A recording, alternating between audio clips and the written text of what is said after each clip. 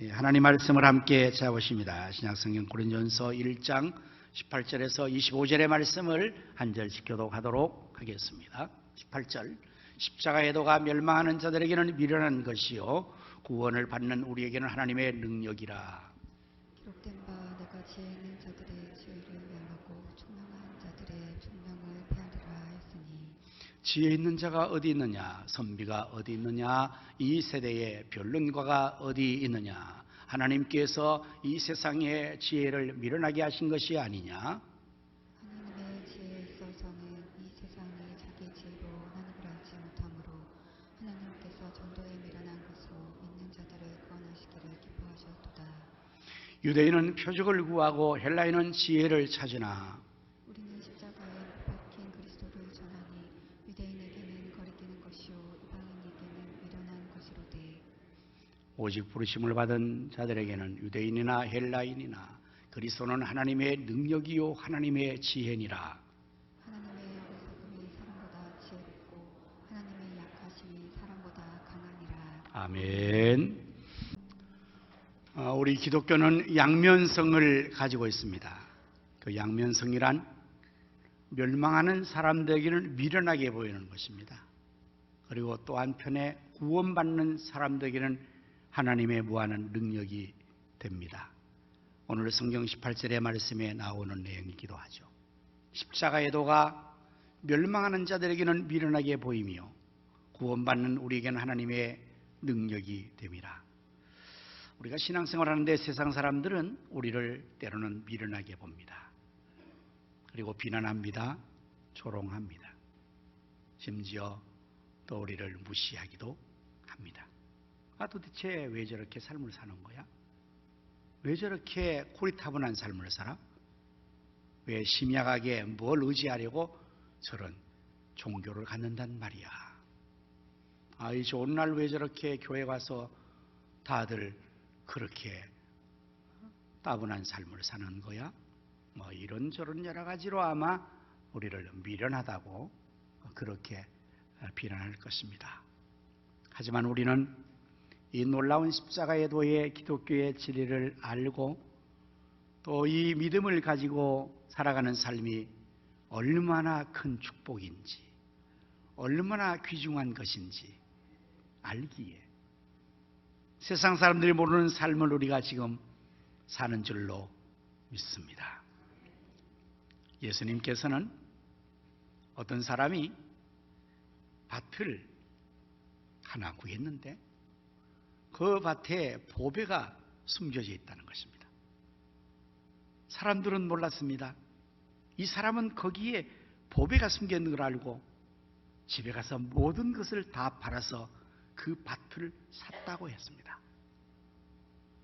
천국의 비밀, 신앙생활의 신비스러운 축복, 어떻게 세상 사람들이 그것을 다 알겠습니까? 하지만 우리는 하나님의 은혜로 그 진리를 깨닫고 그 속에 감추어진 보배를 알기에 세상의 모든 것들을 다 뒤로하고 이와 같이 우리가 예수 그리스도의 십자가의 도를 따라 믿음의 자리에 나와 있는 줄로 믿습니다. 오늘 저는 본문의 말씀을 중심으로 십자가의 도라는 제목으로 말씀을 준비를 했습니다. 기독교는 십자가의 종교입니다. 왜냐하면 우리 예수님께서 우리를 대신해 십자가에서 돌아가셨기 때문입니다. 예수님께서 죽으신 이유를 이사야 53장 6절에서는 이렇게 성경이 밝히고 있습니다. 우리는 다 양 같아서 그릇 행하여 각기 제 길로 갔거늘 여호와께서는 우리 무리의 죄악을 그에게 담당시키셨도다.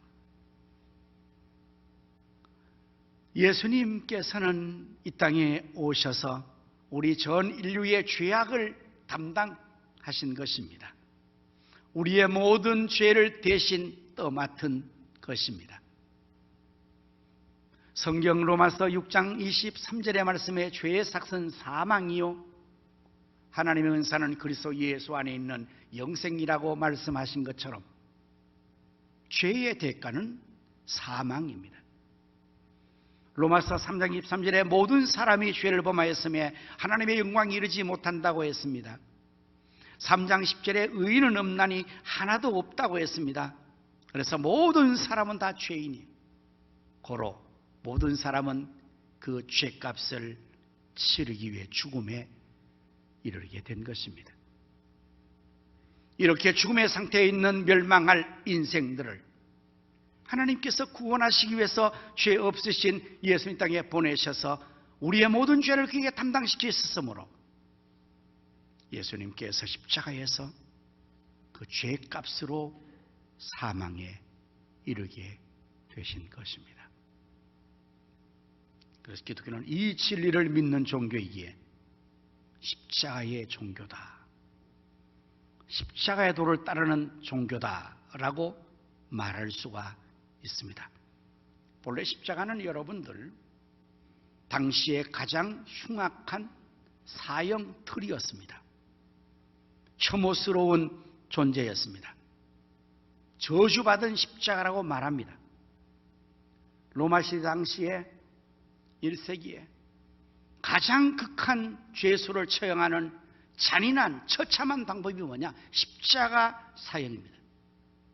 십자가에 못 박아 그를 아주 갖은 고통을 다 당하게 해서 죽게 하는 잔인한 사형틀이 십자가였습니다. 이 십자가는 정말 혐오스러운, 생각조차 하기 싫은 그러한 존재가 십자가입니다. 구약 신명기 23장 21장 23절을 보면 그 시체를 나무 위에 밤새도록 두지 말고 그날에 장사여 내 하나님 여호와께서 내게 기업으로 주시는 땅을 더럽히지 말라. 나무에 달린 자는 하나님께 저주를 받았음이니라. 십자가에 나무에 달린 자 저주를 받는다 할 정도의 저주스러운 저주받은 십자가였습니다. 하지만 오늘 기독교에 있어서 우리에게서 십자가는 어떤 의미를 가집니까?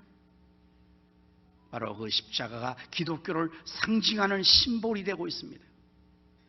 기독교를 대신하는 것이 되어 있습니다.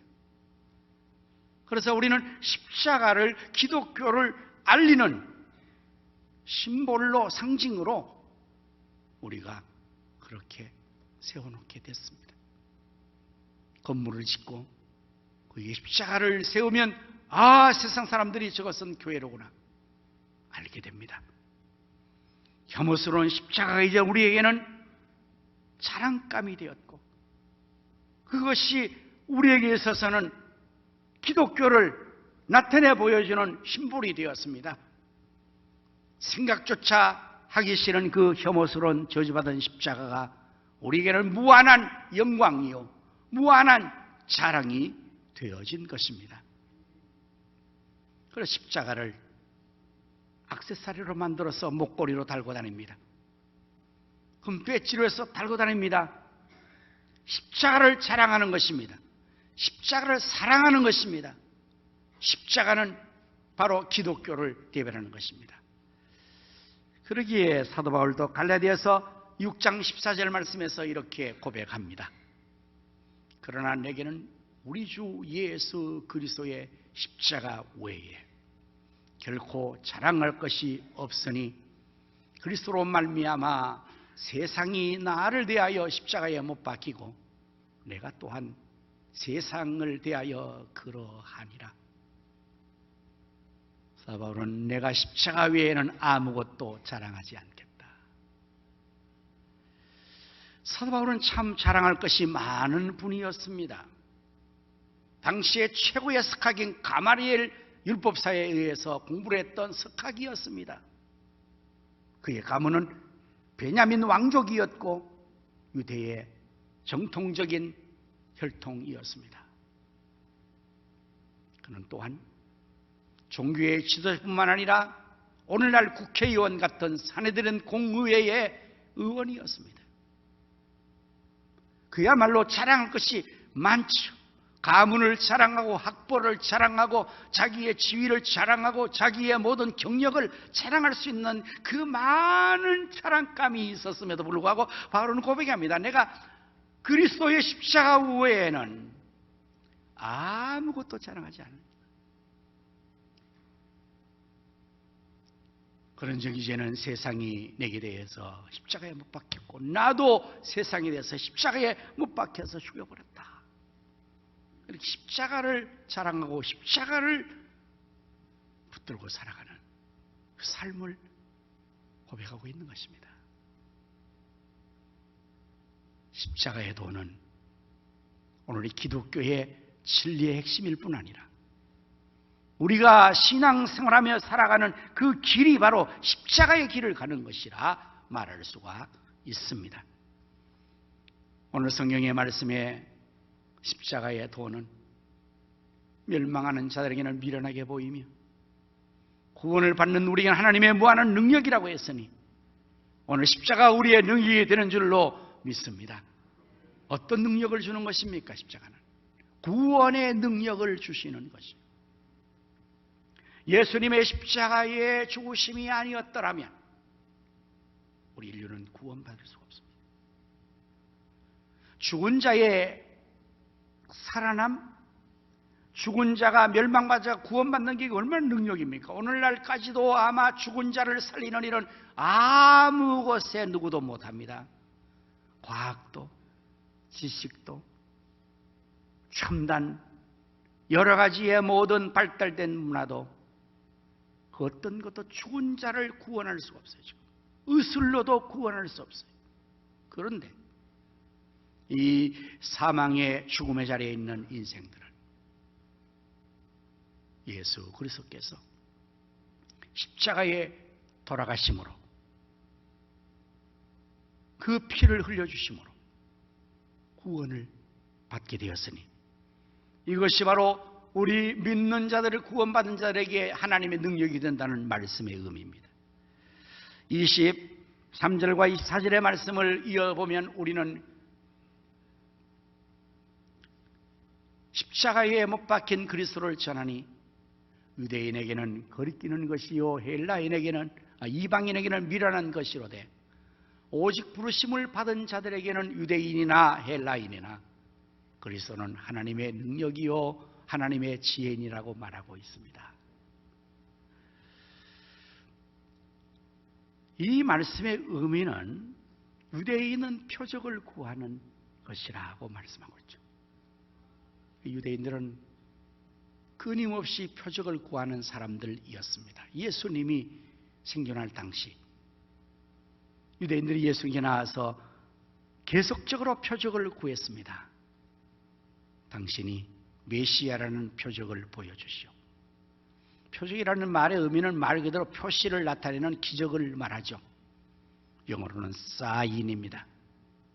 당신의 사인이 뭐냐? 메시아의 사인이 뭐냐? 우리에게 보여달라. 이에 예수님께서는 구약 선지자가 예언한 바 그 모든 표적을 행하십니다. 첫 번째 표적을 갈릴리 가나에서 혼인잔치에 가셔서 잔치 동안에 포도주가 떨어졌습니다. 이거는 심각한 문제가 아닐 수가 없습니다.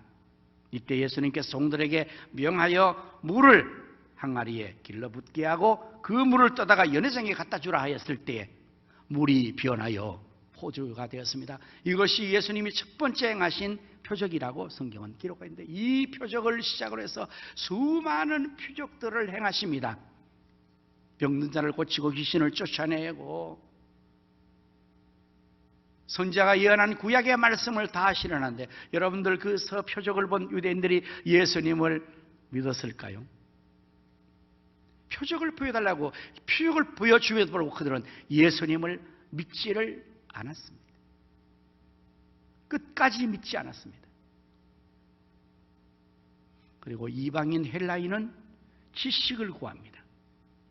헬라 이방인들은 철학적인 지식을 공부하는 학자들이고 오늘날 말하면 현대 지성적 사람들이라고 할 수 있는 그들이 기독교에 대해서 예수님에 대해서 지식을 구합니다. 과학적으로, 지식적으로, 경험적으로 설명을 해 주시오. 오늘도 마찬가지 아마 한 종류의 사람들은 헬라인처럼, 아니 유대인처럼 보여주면 믿겠다고, 하나님을 보여주면 믿겠다고 전도를 하면 그렇게 표적을 구하죠. 또 한 종류는 기독교의 진리가 어떻게 그게 이성적으로, 학문적으로, 과학적으로 맞느냐고 설득을 하고 설명을 해보라고 말합니다.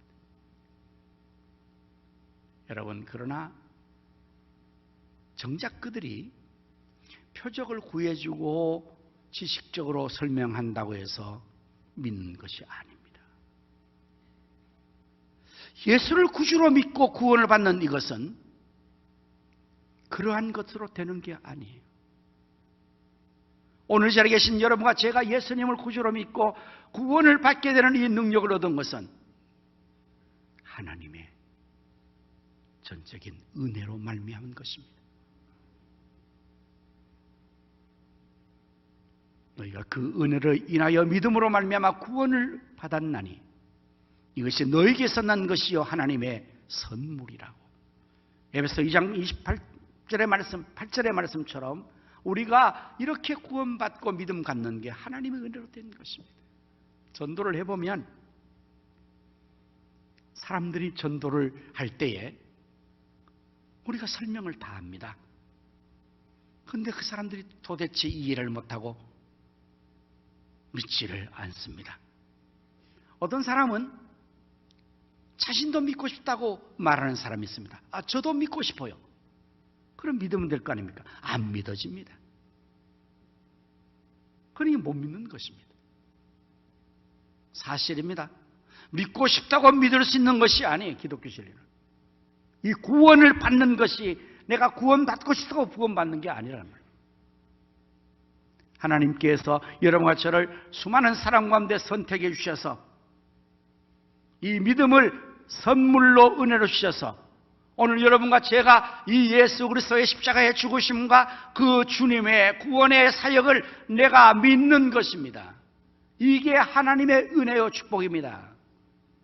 사람들은 그렇게 믿고 싶어도 믿지 않는데 우리는 믿어진다는 사실이 놀랍지 않습니까? 하나님의 은혜로 이 쓸데없는 자 왜 구속한 나는 알 수 없도다 찬송가 있는 가사처럼 우리는 내가 이렇게 믿게 된 게 알 수 없는 놀라운 하나님의 은혜 역사이라는 사실을 우리가 생각하게 되는 겁니다. 제가 부교육자 시작할 때, 부교육자는 다 지금도 그렇죠. 우리 중고등부도 지도하고 중고도 지도하고 그러면 영락없이 그 아주 예민한 이 청소년들은 하나님의 구원에 대한 진리를 잘 납득하지 못해요. 하나님께서 천지를 창조하시고 아담 하와를 만드셨다며요. 그럼. 그들을 에덴 동산에 살게 하셨다면요. 그럼. 그렇지. 근데 왜 선악과를 만들었죠? 하나님은 그걸 따먹을 줄 아셨어요? 모르셨어요? 아셨지. 그럼 왜 하나님이 그걸 만들어서 따먹게 하고 죽게 하는 겁니까? 이런 수많은 질문들이 있어요. 그리고 저보고 그래요. 전도사님은 그런 것에 대해서 의심한 적이 없습니까? 나는 한 번도 없는데. 전도사님 이상한 거죠. 글쎄 모르겠어. 나는 그런 거 한 번도 의심하지 않고 그냥 믿어서 지금까지.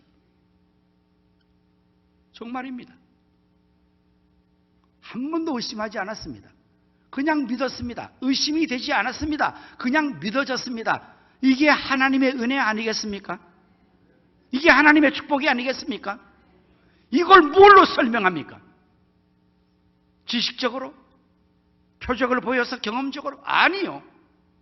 그래서 지금 하나님 말씀하는 겁니다. 너희 중에 지혜자가 어디 있느냐? 선비가 어디 있느냐? 변론가가 어디 있느냐? 세상의 지혜로 이 하나님의 구원을 알지 못해서 하나님께서는 세상의 지혜자를 다 물리치고 전도에 미련한 것으로 예수 그리스도를 믿게 한다고.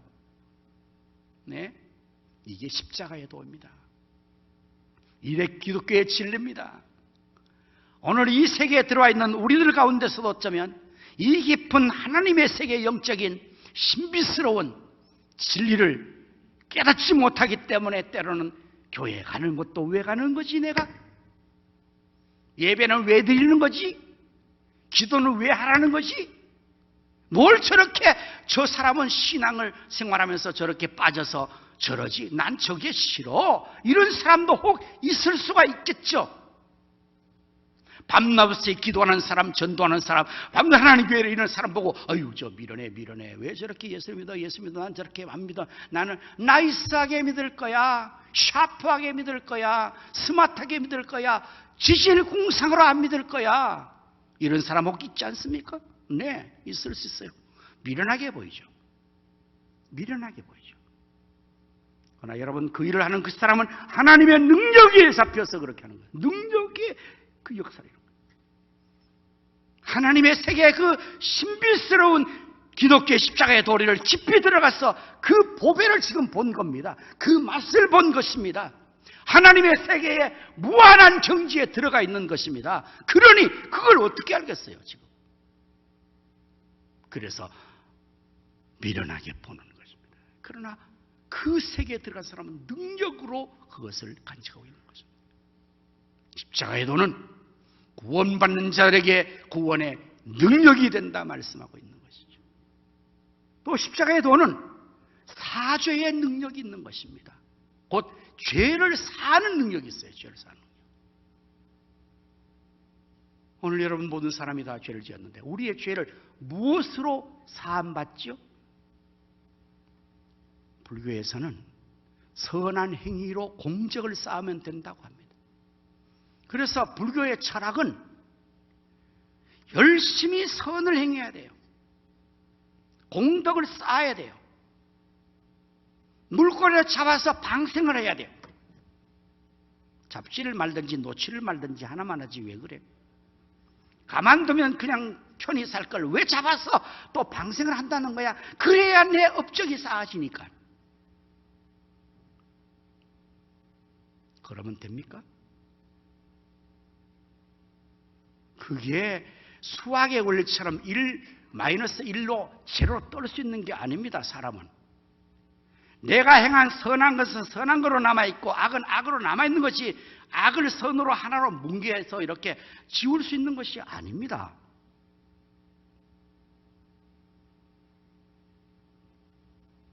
대속의 원리에서 말하는 대로 죄를 사는 것은 죽음의 값을 치러야 돼요. 죄값을. 죽음의 값을 치러야 돼요. 그래서 구약에서는 사람이 죄를 지으면 사람을 죽여야 되잖아요. 죄값이니까. 근데 사람을 죄 지을 때마다 죽일 수는 없고 죽을 수가 없어요. 생명 하나밖에 없으니까. 그래서 죄 없는 짐승을 죽이는 겁니다. 짐승의 피를 흘리는 것입니다. 죄값을 대신 지어서 송아지가 죽고 양이 죽고 염소가 죽은 겁니다. 끊임없이 제사를 지내야죠. 그러니까 구약의 예배는 제사였거든요. 그러니까 제사 때마다 짐승을 대신 데려와야 돼요. 왜? 내가 죄를 지었으니까. 그걸 대신 안수하고 죽여서 피를 뿌리고 내 죄 사함 받다가 돌아가고. 그러나 예수 그리스도의 십자가의 죽으심의 피 흘림은 우리의 모든 죄를 깨끗하게 사하는 능력이 있습니다. 히브리서 9장 11절 이하의 말씀에 그리스도께서는 장래 좋은 일의 대상으로 오사 손으로 짓지 아니한 것 곧 이 창조에 속하지 아니한 더 크고 온전한 장막으로 말미암아 염소와 송아지의 피로 하지 아니하고 오직 자기의 피로 영원한 속죄를 이루사 단번에 성소에 들어가셨느니라. 이 말씀. 구약의 짐승이 수없이 여러 번 죽었어야 됐는데 이제는 예수님께서 당신 자신이 제물되어서 그 보혈을 십자가에 흘리심으로 말미암아 영원한 속죄를 이루었어요. 전인류의 속죄를 이루었습니다. 그리고 단번에 끝내주셨습니다. 이게 십자가의 도의 능력입니다. 죄 사함의 능력. 오늘 여러분과 제가 이 예수님의 은혜로 십자가의 보혈로 우리의 모든 죄가 다 사함받을 줄로 믿으시기를 바랍니다. 뭐랍니다? 과거, 현재, 미래의 모든 죄가 다 사함받은 것입니다. 이 얼마나 놀라운 능력입니까? 마지막으로 십자가 능력은 사명을 완수하는 능력을 갖게 하는 것입니다. 십자가의 의미가 무엇일까요? 일반적으로 사람들은 십자가를 자기의 고통으로 이야기를 합니다. 좀 힘들고 어려운 거 있으면 나 십자가다 그렇게 말해요. 그래서 그게 때로는 남편이 십자가라고 그래요. 남편은 아내가 십자가라 그래요. 자식이 십자가라 그래요. 너무 힘들고 어려우니까. 십자가가 고통의 의미 안에 있는 것이 아닙니다. 그럼 십자가는 무엇이냐? 예수님의 십자가는 무엇이었을까요? 사명이었습니다. 사명. 하나님 아버지께서 인류 구원의 사명을 그에게 주셨기에 그 사명을 완수하기 위해서 십자가에서 사명을 완수한 것의 의미가 십자가의 의미가 있는 것입니다. 예수님은 33년의 짧은 생을 사셨습니다. 아마 여기 우리 모두는 거의가 예수님 나이보다 훨씬 더 많은 인생을 지금 살고 있는 것입니다.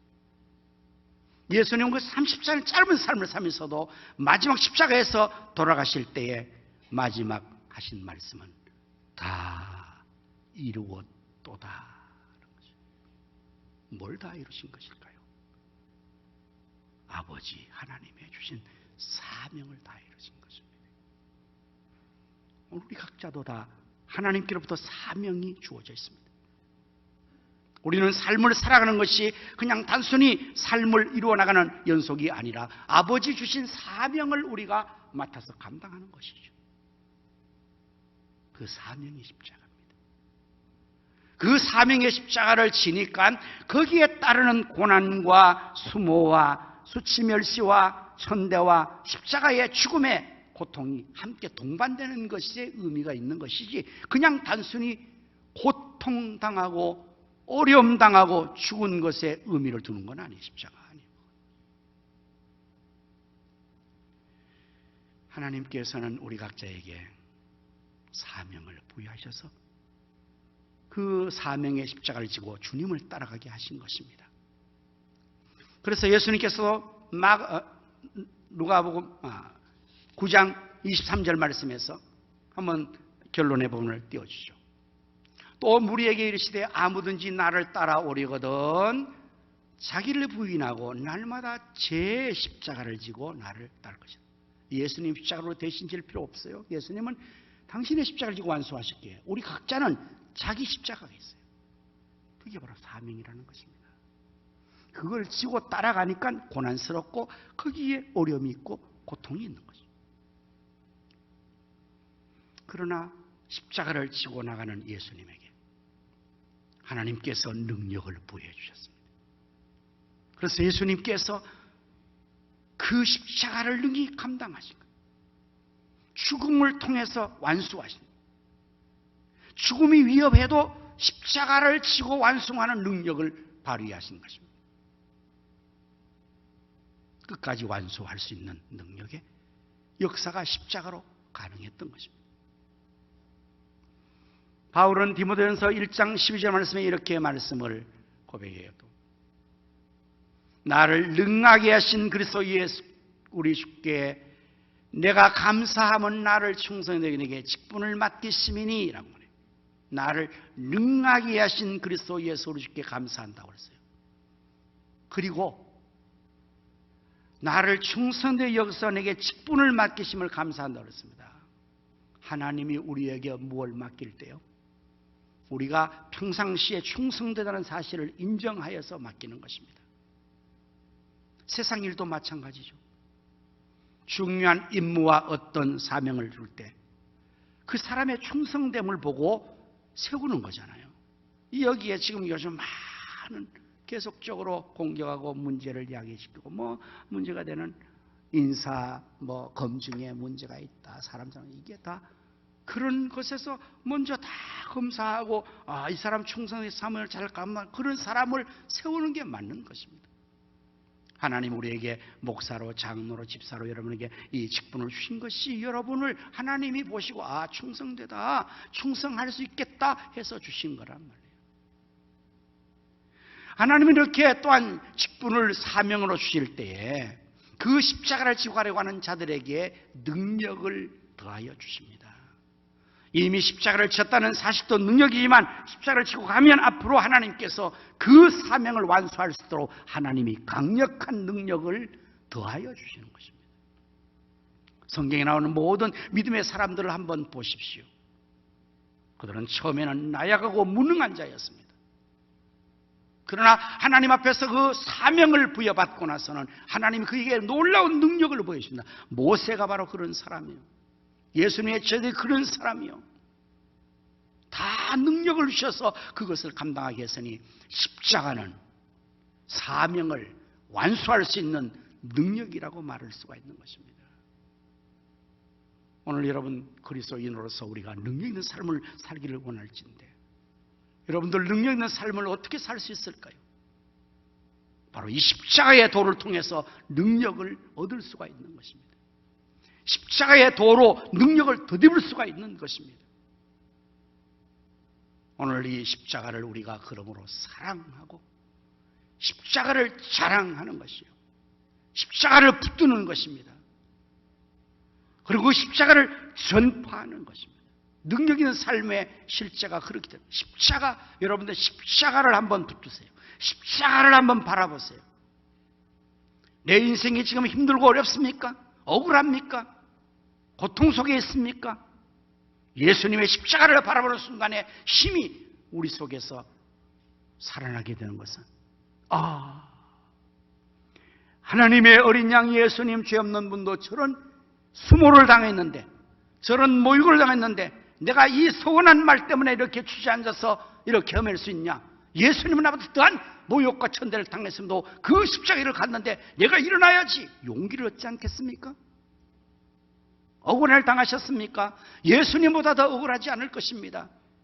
고통을 당하셨습니까? 예수님 당한 고통보다 내가 지금 더 당한 것은 없을 것입니다. 그래서 십자가를 바라보는 순간에 우리에게 능력이 주어지는 거예요. 십자가를 지면 하나님께서 그 사명을 감당할 수 있도록 능력을 더하여 주셔서 십자가 지고 주님 따라갈 때에 이 십자가의 도의 능력을 우리가 경험할 수가 있게 될 줄로 믿습니다. 기독교는 십자가의 종교요. 우리의 신앙의 삶은 십자가 지고 예수님 따라가는 길이므로 오늘 모두가 이 십자가의 능력으로 살아갈 수 있기를 예수님의 이름으로 축원합니다. 아멘. 기도하겠습니다.